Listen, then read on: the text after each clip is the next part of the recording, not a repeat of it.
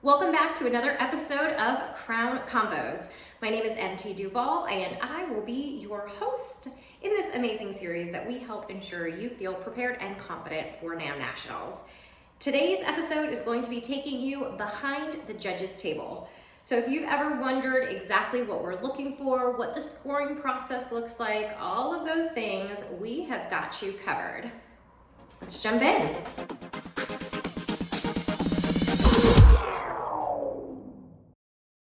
So on today's episode, we are going to be diving into the scoring process. We'll talk a little bit about score sheets, we'll talk about feedback, how you can use your score sheets from the state competition to help you prepare for nationals, and we'll be spending a lot of time on that all-important finale show and how scoring will work during that time. During today's episode, you'll also get a chance to hear from Josh Monroy. He is the fabulous producer, Grammy-winning producer behind our Music Artist of the Year optional contest. He'll be talking to you a little bit about what he is looking for in the audition process. If you are a vocalist, you do not want to miss out on this opportunity to be a part of the Music Artist of the Year competition. And for our princesses this year, we have a specialty division just for them, and we're calling it our Rising Star Recognition. So stay tuned to hear more from Josh. Finally, at the very end of this episode, we've got a little flash sale going on for those of you who like to use your voices to make an impact. Stay tuned. Okay, so let's start with how the numbers and scoring process actually works. And I will focus first on the optional contests because it's a little bit more straightforward because they're individual contest by contest. And then I'll get into the overall areas of competition. So to start, our optional contests, as well as all of our competitions at NAM Nationals, are judged on a scale of 1 to 9. 1 being the lowest score you can receive and 9 being the highest score that you can achieve. So we don't give 10s and we don't give 0s. It is 1 to 9. The way that we instruct our judges is to use the full scale. So a 1 might be somebody who you really didn't come out and do anything at all, right? You'd have to be really struggling to be a 1. A 9 is somebody who is just fantastic, the best, cannot be beat, excellent, excellent, excellent. So we reserve those 9s for just really incredible performances. The judges are told to think about our scale 1 to 3 as below average, 4 through 6 as average, and 7 through 9 as above average. So our judges have this in their mind. They have their own prep and their own training, and they're actually getting a copy of this video too, so they know exactly what we've told you as contestants and families. They are trained on using the entirety of this scoring rubric. Let's assume that you are doing the casual wear modeling optional contest. You are going to come out on stage and you will see your panel of judges sitting in front of the stage. In front of them, they're going to have a score sheet with all of the contestants' names and a space in which to write your score. They are using that 1 to 9 rubric that we talked about, and they are thinking about your performance as a whole. Their assignment is that by the time that you are exiting the stage, they are putting pen to paper and giving you that score. In addition to using 1 to 9, we also allow our judges to utilize pluses and minuses.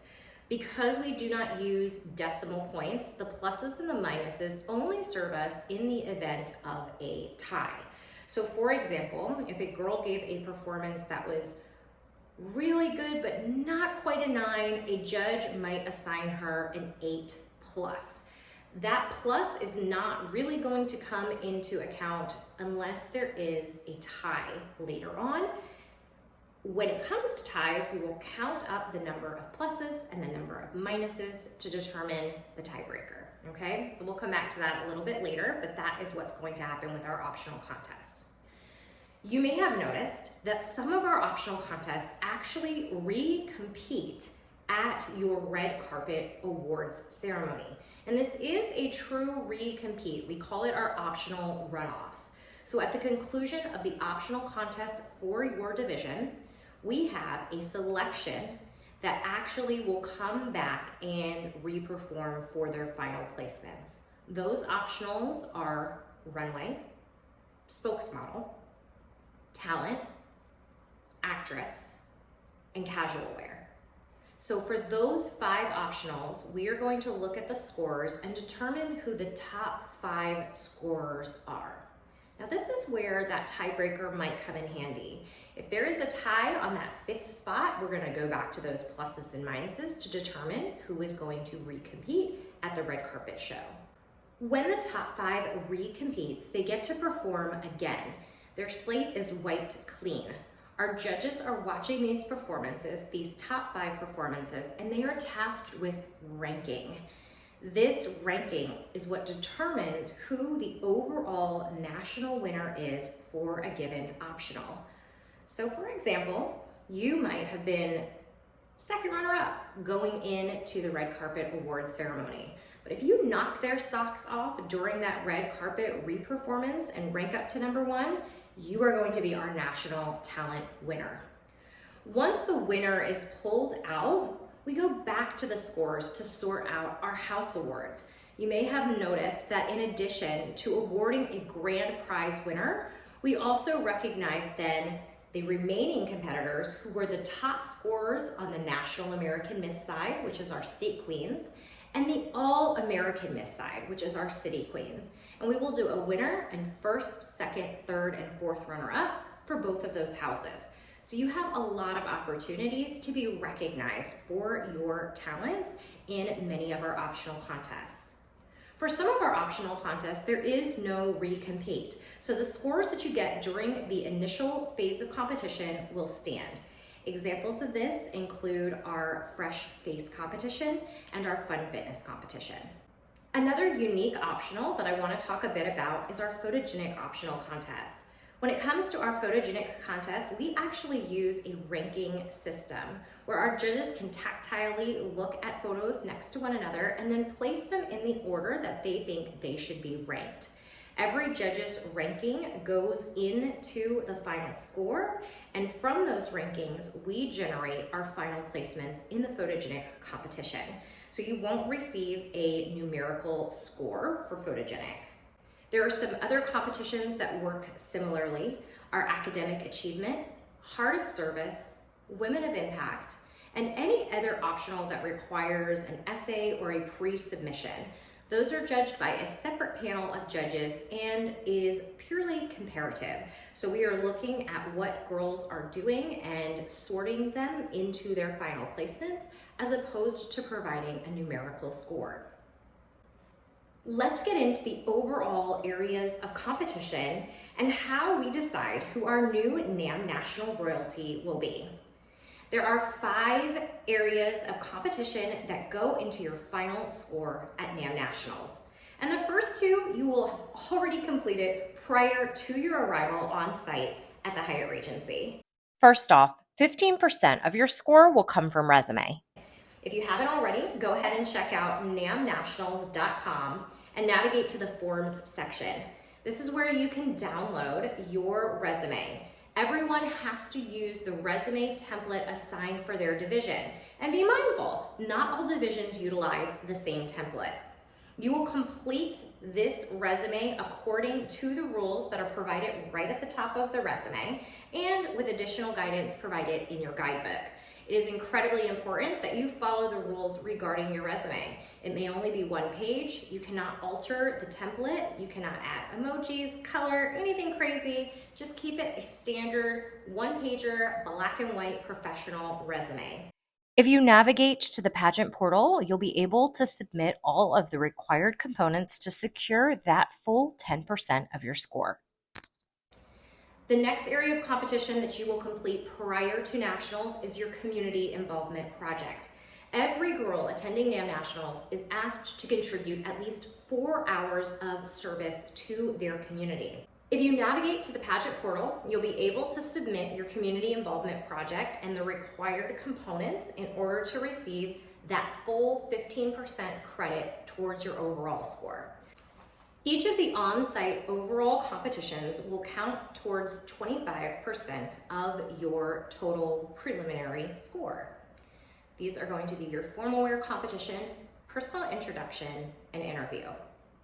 We are going to continue to use that standardized 1 through 9 rubric for every one of these competitions. And we're also going to allow our judges to continue to utilize pluses and minuses to help assist in breaking any ties that might come up as we shift from the preliminaries to the finale. Let's look at formal wear first. In formal wear, the judges are looking for 3 key things. Number 1, adherence to the pattern. Something that we tell our judges, and it's incredibly important, is we want a girl who is able to follow the rules. Now, that is important for many reasons. Number 1, it shows respect. Number 2, it demonstrates the type of title holder that that young woman or girl will be, her ability to follow directions and follow through on things. And 3, it ensures that all of our contestants are on an equal playing field. So please take time to review the walking pattern for formal wear because it has changed for this year. And I will provide a demo towards the end of this session because that was a question that was asked last week. But if you have any further questions, just ask. We are here for you and we are here to ensure that you are successful, and that includes answering any questions that might come up. So going back to what the judges are looking for, they're looking for a girl who is following the pattern, is following the rules. Number 2, presence.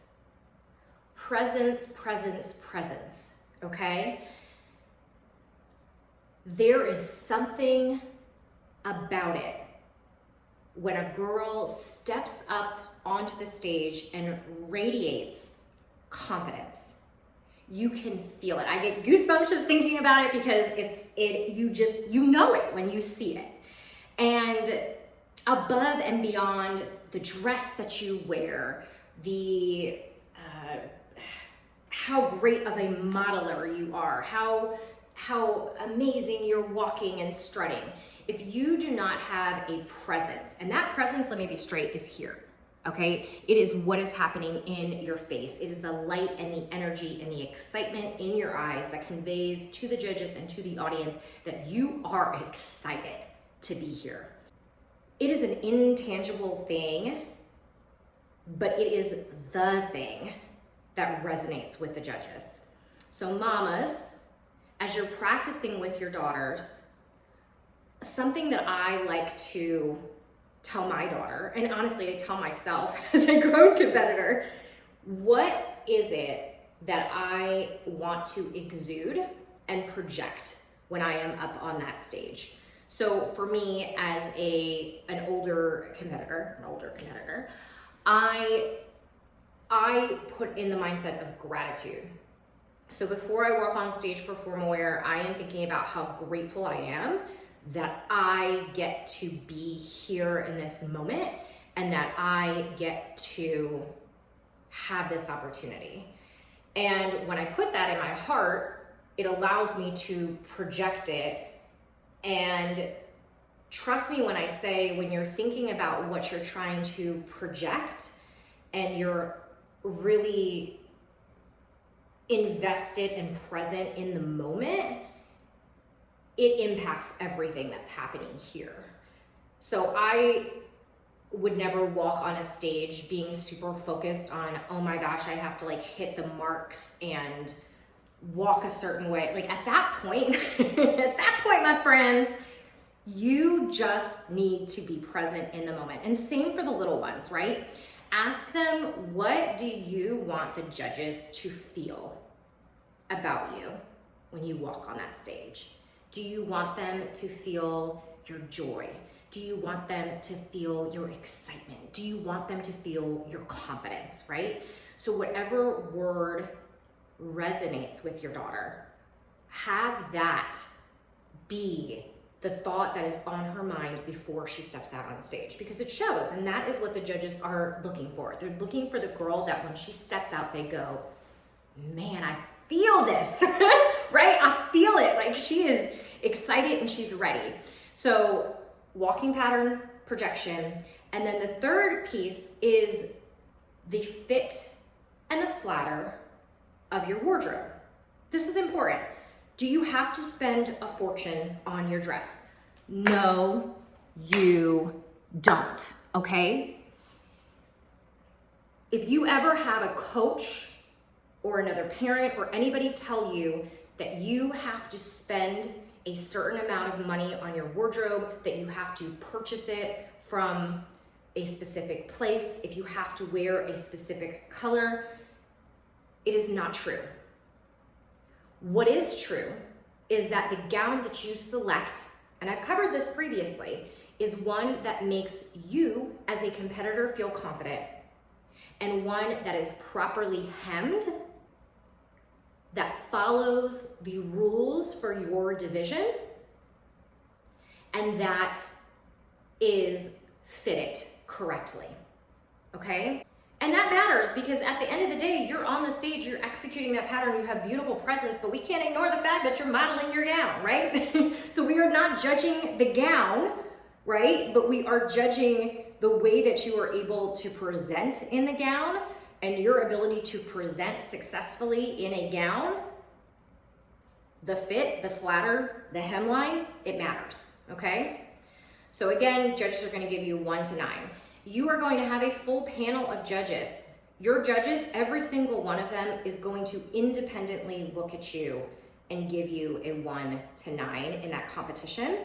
Once we have all of those judges' scores, they will go into our scoring system and it will produce an average. So you will have a formal wear average. So for the sake of example, we're gonna pretend that you were just fantastic, 9s across the board, 9 divided by my number of judges, no matter what, you got a 9. So your preliminary formal wear score is a 9, okay? Let's get into the personal introduction competition. What are our judges looking for? So again, they're utilizing that 1 to 9 scale. They are looking for a girl who can communicate confidently and effectively. Yes, they are listening to what you are saying, but something that I have always believed is it is not about what you say, it is about how you say it. This is not a contest of who has done the most community service. It is not a contest for who has the most impressive career aspiration. It is about a girl genuinely sharing who she is with the judges. Now, I won't get into the coaching tips because we had some of those last week and they were fabulous in terms of working on your introduction. So if you haven't checked out last week's Crown Convo, make sure to watch it back because I'm telling you, those tips were gold. Gold. So go back and listen to what was said by our coaches who are sponsors and who shared their wisdom with us. Natural. We want a kid who is a kid. There are some required elements for your personal introduction. Those are your hometown, your ambition, something interesting about yourself, which could just be your hobby, your service, whatever it is that you want to highlight, and then your name. You do have a 60-second time limit at NAM Nationals. I would not advise pushing your intro up to that 60-second limit. I think 55 seconds is a great place to be because you never know if you're going to get up there and speak a little bit more slowly. So our judges are listening to your ability to articulate your words, to make eye contact with them, and to be engaging as a speaker. So that might mean as you're talking, you have some hand gestures. You don't have to be super theatrical and doing too much because sometimes that's super distracting. But if you want to talk with your hands a little bit, you can definitely do that. But the eye contact and the articulation is super important. The other thing, just back to basics with your feet, making sure you can't see mine, but you are in that Model T position. Pretty feet is another way that we call it. I say Model T. Your feet are together, your knees are together, and that you're standing tall and confidently as you're delivering your introduction. Something that I hadn't hit on yet, but I want to address it now, is you may have noticed the mention of standard deductions. So when it comes to the personal introduction competition, there is that 60-second time limit. If you are over that 60-second limit, you've broken a rule. You've exceeded the allotted time for that competition. It is really difficult to tell the judges to make deductions for that. Some judges are really harsh about it, some are super lenient. And so in the interest of standardizing what happens, we will deduct a standardized amount from your score if you go over time. At the end of the day, don't go over time. Don't go over time. That being said, sometimes things happen. You stumble over your words, you speak more slowly than you intended, and you go over time. If you go over time, it is not necessarily the end of the world. I have seen girls who are extremely strong competitors who had an amazing performance the whole way through. They might have taken a deduction for personal introduction, but they've redeemed themselves in other areas of competition and still gone on to place very high. I say that because sometimes a girl goes over and she advances and then people say, well, that's not fair, she broke the rules. I assure you that she was penalized for breaking the rules. Her performance was just that good. So keep that in mind. With that standard deduction, at that 60-second time limit, we do ring the bell and we ask our judges to stop judging when that bell is rung. So the way that the judges will score you is based on those first 60 seconds. Again, don't go over time. Another place that we will utilize standard deductions is specifically for our junior divisions when it comes to makeup and cosmetic enhancements. You may have noticed that we took a really strong stance on that this year. We have always been a program that has talked about the value of kids being kids. And unfortunately, over the years, things have kind of evolved and people have kind of pushed and tested the limits of what's acceptable. And when we sit and we examine that, we realize that is not the heart of our program. If we're saying no makeup, we don't want parents to feel like they have to circumvent that by getting a tan or getting eyelash extensions. We don't need it. We don't need it for these girls that are in our preteen, junior preteen, and princess divisions. We don't want them to feel like they need these things to be beautiful, and we also want to be clear that we are not judging on a standard of beauty. That's not our program.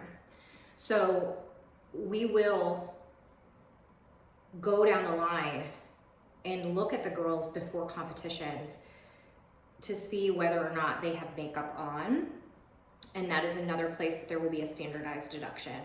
The reason that we do that as a standardized deduction is because as a judge, it is really hard sometimes to sit there and determine whether or not a kid is wearing makeup when they're on a stage. Some of these kiddos just have coloring, like Italian coloring. There's certain heritage nationality where you just have a look that maybe people look at you and think you're wearing makeup. When I was growing up, I went to a Catholic elementary school, and not every day, but quite often I got swabbed on the cheeks by the nuns because they thought I was wearing blush. I was not wearing blush. So just also please keep that in mind and trust us to do our job in monitoring for the makeup. In a case where there is a concern about makeup, we will do our best to find a family member and consult with them to give them an opportunity to remove that makeup prior to the competition. But please just don't do it. They don't need it, I promise. Our last area of competition is the interview competition, which we all love. You get to sit one-on-one with every single judge on your panel. And in case I haven't mentioned it yet, your judging panel for your overall competitions will stay with you through all competitions and finales. So it will be the same judges seeing you in all areas and making that final call at the finale show.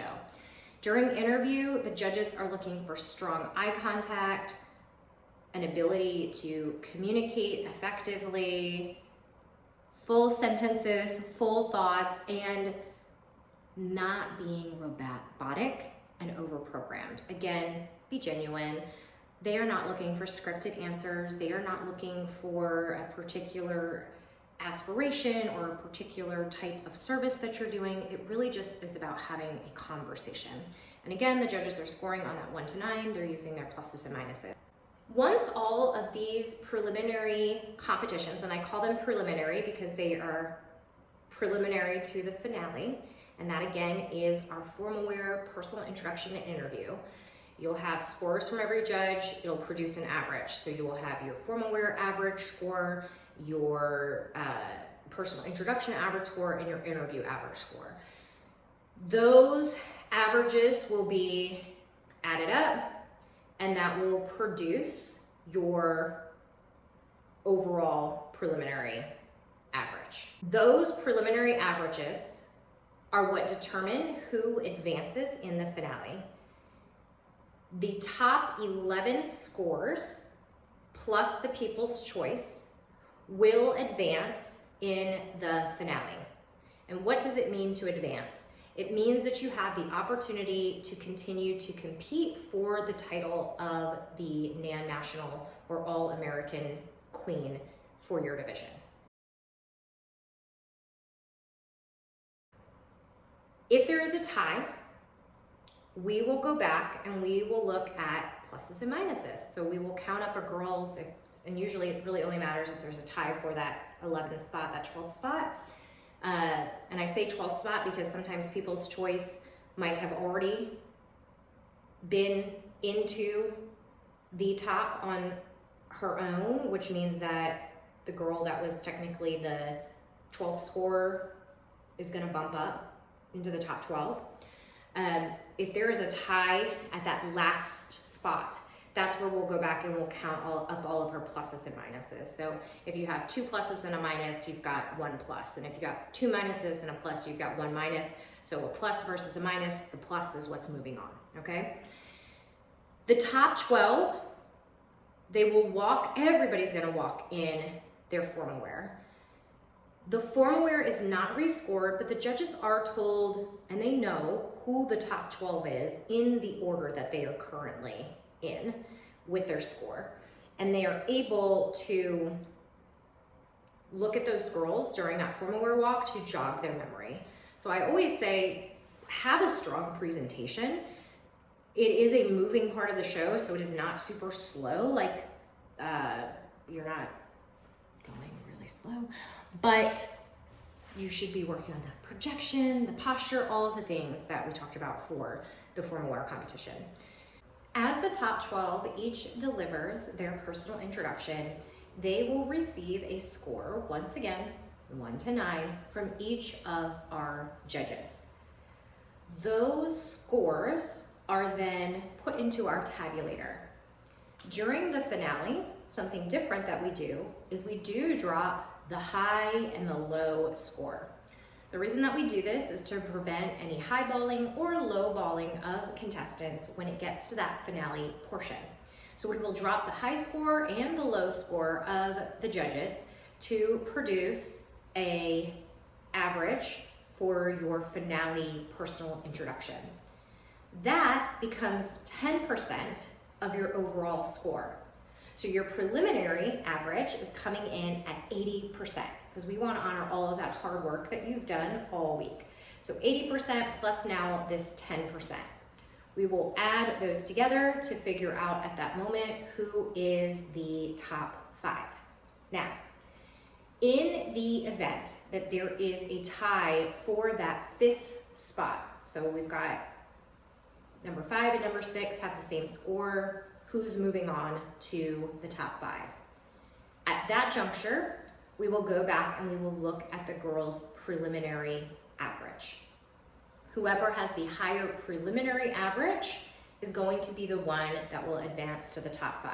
In the event that those 2 girls had the same preliminary average, we will go to her interview average score, okay? So that is the hierarchy of our tiebreakers. In the very rare and unlikely event that there is still a tie, that is where we will work with our head judge to make a decision based on the totality of the girls' performances. Once we have that top 5, they're going to be announced in random order, and they will come out and they will do an on-stage question. The on-stage question is going to be the same question for every girl in that division. The girls who are not on stage answering the question will have headphones. They will be not only backstage, but they are taken into a separate room. There is no chance that they can hear what that question is. And that on-stage question is going to come off of the topic list that will be provided at namnationals.com. Well, the next portion of our show is a fan favorite. It's the top 5 final question. Now, how it will work is each delegate will have the same question. If she's not on stage, she will be backstage in a secure room with headphones so she cannot hear the question. She will have 30 seconds to complete her answer. And it kicks off with our first top 5 finalists. Let's welcome Kentucky center stage. Come on over, Miss Kentucky, right in the middle. Miss Kentucky, how do you balance staying connected online with spending time offline? I'm an active graphic design business owner, so it does take a lot of my time up online. But I'm able to balance everything with accountability points, which is something I've translated as my time as a sorority member of Alpha Delta Pi. Accountability points that incorporate networking, sisterhood, and service through my reign as Miss Kentucky, and something that I would love to implement as the next national queen to keep me accountable as the next queen. Thank you. She was Miss Kentucky.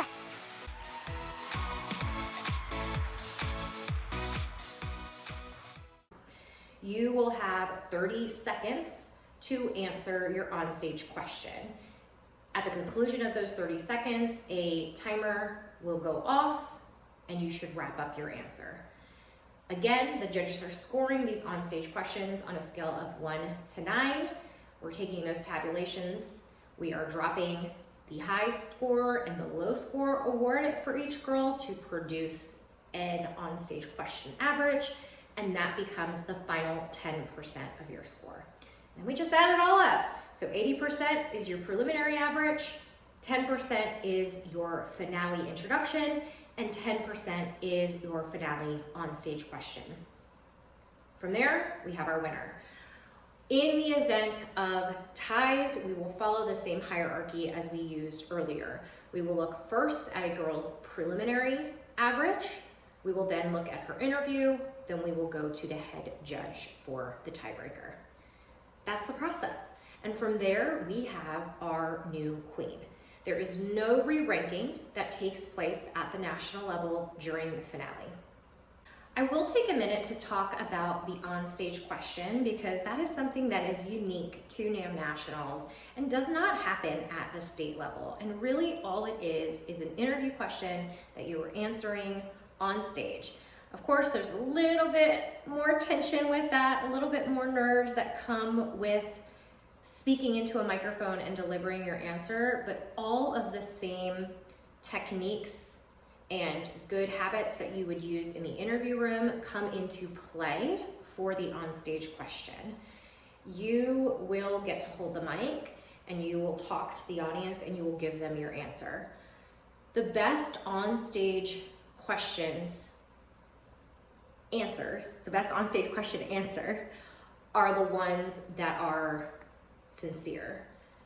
Do not come into this with a prefabricated answer that you are going to give. Actually listen to the question being asked and answer that question. You don't have to tie it back to a platform. You don't have to tie it back to, and as your new National American Miss La La La, you don't have to do it. Sometimes it works and it sounds like it makes sense, and then more so often than not, it sounds really forced and over-rehearsed and insincere. So just speak from your heart, listen to the question, and Answer it. Don't overthink it. You have received your score report from your NAMM state competition. As you're preparing for nationals, I would encourage you to take a look at your scores and look at what your average was, knowing now that it is out of a 9. Figure out where your strengths were and where your weaknesses were, and focus your attention on developing the areas that you might have scored lower and continuing to practice and put in the good work for the areas that you did well. Now it's time to hear a little bit from Josh Monroy, our Grammy-winning producer who spearheads our Music Artist of the Year optional contest. We had a chance to catch up with him in his studio and get to know a little bit about what he is looking for. Hi, I'm Josh Monroy. I'm a 2-time Grammy-winning engineer, producer, songwriter, mixer. I've got about 15 platinum and gold records, and I am the judge for the NAMM Music Artist of the Year. So, what makes a great audition? This is a great question. I really think it starts with the song choice and making sure that song choice is going to do your voice justice, not only be in the key and the register that your voice is in, but it's also going to be something that's very memorable and well known to the audience, which is the judges, right? And you know, and it should probably have a little energy, a little tempo. You know, we don't want something that's going to be very drab and kind of boring. You know, you want something that's going to be impressive, energetic, allow you to work the stage, and really show your personality off as well as your vocal talent. So let's talk about the audition and callback process. It's going to start with the initial audition, and if you do well, you'll need to have a second song prepared for your callback. If you do well during the callbacks, then you will be notified. That's one of 5 people from each junior and senior division. There'll be 5 selected from each junior and senior division. And those 10 people will join us on stage during the Thanksgiving banquet, in which we will announce the winner of the NAMM Music Artist of the Year. Okay, so how should a contestant select their songs? This is a great question. And this kind of piggybacks off of our last question. Selecting your song should really be about what suits your voice very well, right? You know, that's the first and foremost thing. We don't want something that's super low, that if you have a very high tenured voice, right? So we want something that's gonna suit your voice. We want something that speaks to you, you know, that tells some, maybe, you know, touches at your heartstrings. And we also want something that's going to be so emotional for you that it's going to connect you, and something that you can kind of create your own version of. Whether it's like not exactly singing it like XYZ artist, bringing your own personality and showing us that emotion and letting go, and really letting that song tell the story for you. And also that kind of means a song that you know very well. I would say, you know, a song that you know in your heart, you don't have to think about. The performance is going to be that much more natural, and I think that's going to help your audition. And I've said this every year if you're a returning contestant, but please stay away from the musical theater. This is not a Broadway competition. I don't care about that stuff. And I don't mean to be rude with that. It's just really like, this is a music artist of the year. I want to see your creativity. I want to see your artistry. I want to see your connection to the song. And in popular music, though, and that can be across any genre, across any decade or era. I just want to see that really solid pop artist potential from you. So during your auditions, there's going to be a lot of on-site feedback and just direct feedback. I want to talk about, you know, your vocal range and what you're doing right, what you're doing wrong. I want you to also be prepared to just have a curveball thrown at you. You know, I might not like the songs that you've prepared. I might throw something at you where to just kind of get you out of your comfort zone. But I would say, you know, have your main song and your callback song ready. But also just be thinking of a few songs that you just know really well, you know the lyrics to, and that you're emotionally connected to. Now, the winners of this competition, one from the junior, one from the senior division, they'll each be given a round trip transportation. They'll get hotels, food accommodations, like the whole 9 yards to come to Atlanta and, you know, have the whole recording studio experience. 8-hour studio session with me where we're going to write the song, record the song. I'm going to show you vocal singing techniques. We're going to really get into it and level you up. So thank you again for considering this competition. I hope this video was very informative for you, and I wish you all best of luck, and I'll see you in the audition room. Let's hear a little bit about this week's Crown Convo Challenge.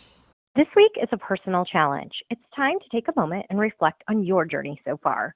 We won't be posting winners next week because everyone has goals and reflections that are unique to them.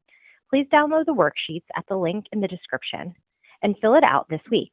We'll see you back here next week, same time, same place. All right, before we close out, I have something exciting for those of you who love to share your story and your voice. Tonight's flash sale is for our spokesmodel optional competition. For this optional contest, you will choose a topic of your choice. We provide some examples, but truly you can speak on whatever sets your soul on fire. You will have 90 seconds to deliver your spokesmodel speech at the podium to our judges and to our audience. Our judges are listening to hear clear articulation, great communication, and a passion for the topic that you are talking about. If you want to take advantage of this week's flash sale, you only have a few hours to do so.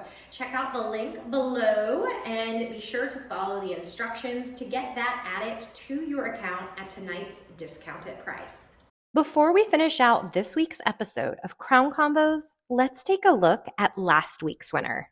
One thing I enjoy about practicing is that I can use real live judges, and while these judges may not give any feedback, they are perfect for practicing that eye contact as well as being able to just give a little more naturalness to my practice session. And best of all, they're the most encouraging judges one can have. During this practice, we are practicing keeping to that sweet spot of 55 seconds for the formal wear time limit on that national stage. As a mom and an elite contestant, I enjoy the ability to incorporate my children into my practice sessions so they can see a little bit about how mom loves to go and achieve her dreams, no matter what age or what point in life I may be. Congrats, and I can't wait to see what your entries look like this week. Last week, we had a question asking for a demo of the new formal wear pattern. So I've got my diverse style heels on, and I'm going to walk you through the new pattern. So first of all, if you are standing on stage, you are on what we call stage right. That means that you are on the right-hand side of the stage looking out. From the audience view, you're going to be on the left.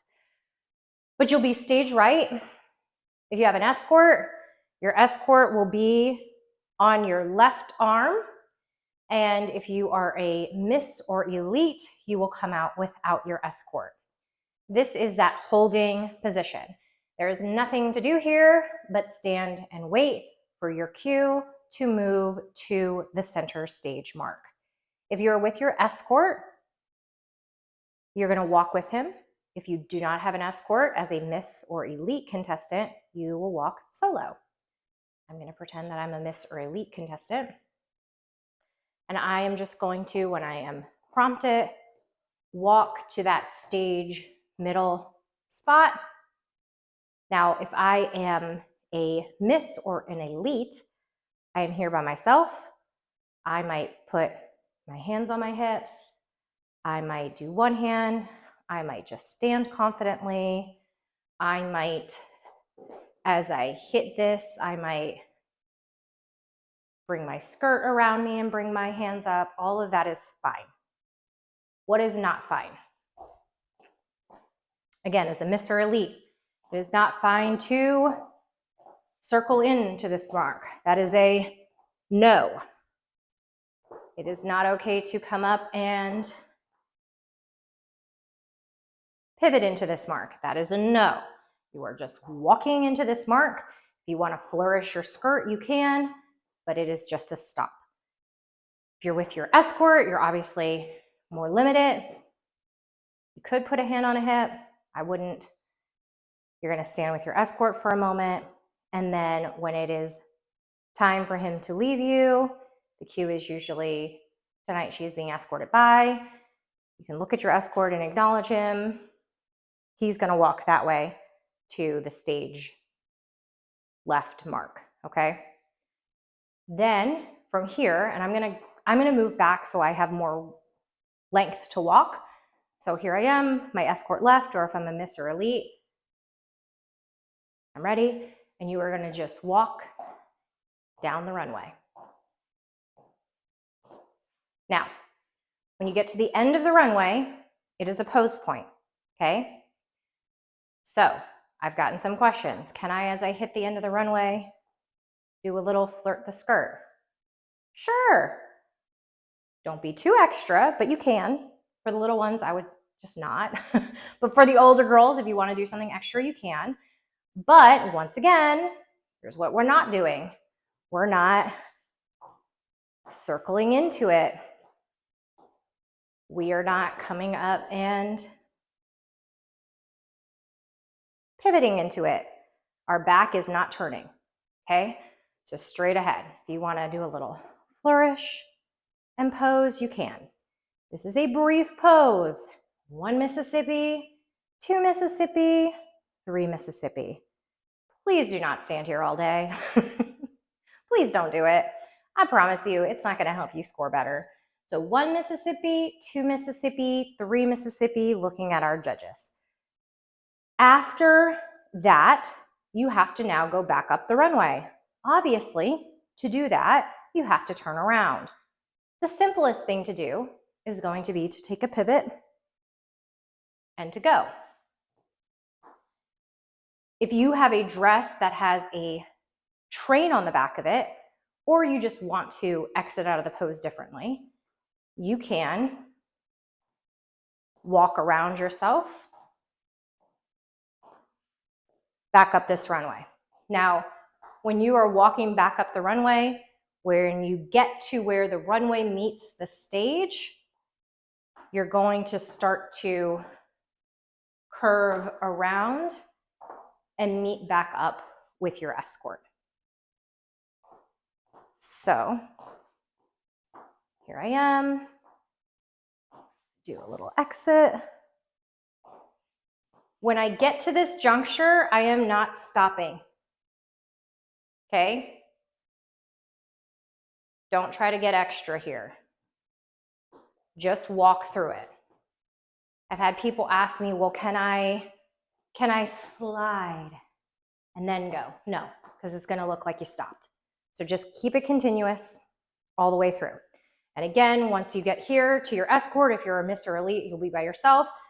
Again, you're just walking and landing into it.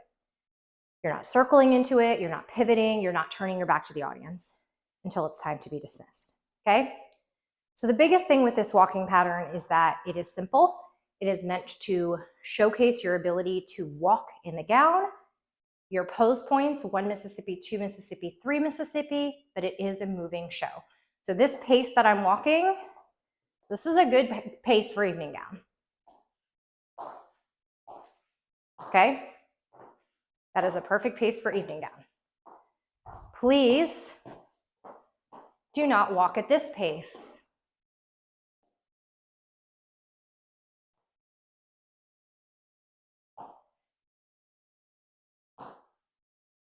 Don't do it, okay?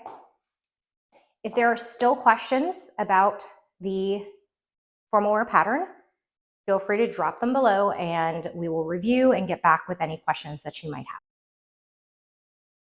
All right, Namely, that wraps up another week of Crown Convos. If you have questions, make sure to submit them in the question form below. And keep working hard. We know that Nationals is getting closer and closer. We are somehow in October, and all of this hard work that you are putting in is going to culminate in the week of a lifetime at NAM Nationals. We'll catch you back here next week.